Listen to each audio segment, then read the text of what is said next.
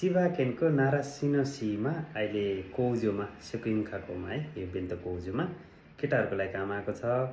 यसमा चाहिँ जेएलपिटी एन्नी जियोको योमिखाकी गर्न सक्ने इजिङकोको भिजा भएको दान्सेहरूको लागि काम आएको छ। त्यो स्यालेरी 19 देखि 33 मानसम्म शोधन गर्न मिल्ने जिचिरेको हेरिकन भनेको छ। बोनस वर्षमा 2 पटक हुन्छ। 120 दिन जस्तोको चाहिँ वर्षमा छुट्टी पनि छ। त्यो भएको हुनाले कम्पनी एकदमै राम्रो छ, एकदमै ठुलो कम्पनी हो। काम गरिरहेको मान्छेहरूलाई चाहिँ सिधो गर्ने हैन, नयाँ सामानहरू बनाउनको लागि हेल्प गर्ने हैन, दिनभरिको चाहिँ सामान बनेको रिपोर्टहरू बनाउने, मिसिनहरूको चाहिँ थिङ्किङहरू गर्ने, त्यो खालको नर्मली लाइनमा गर्ने काम होइन। छुट्टै चाहिँ फरक कलरको टोपी लगाएर गर्ने साइनहरूले गर्ने कामहरू जस्तै चाहिँ गर्नुपर्छ।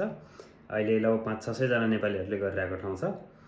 यसमा अप्लाई गर्नको लागि चाहिँ जेएलपिटी एन्नी जियोको जिचिरेको अनि गिजिङको अथवा चाहिँ एजुसिया र सेकुइङखाकोमा काम गरेको एक्सपिरियन्स चाहिँ हुनुपर्छ है। यदि चाहिँ अब कोउजोमै काम गर्नुभएको छैन भने त पहिलोपटक गर्न सकिँदैन। त्यो भएको हुनाले एक्सपिरियन्स भएको मान्छे कोही हुनुहुन्छ भने कोड नम्बर 495 मा चिबाकेनको नारासिनोसीमा अहिले सेकुइङखाकोमा काम आएको छ। गर्न चाहनेहरूले चाहिँ मलाई तुरुन्तै रेन्डाको गरिहाल्नुहोस् है।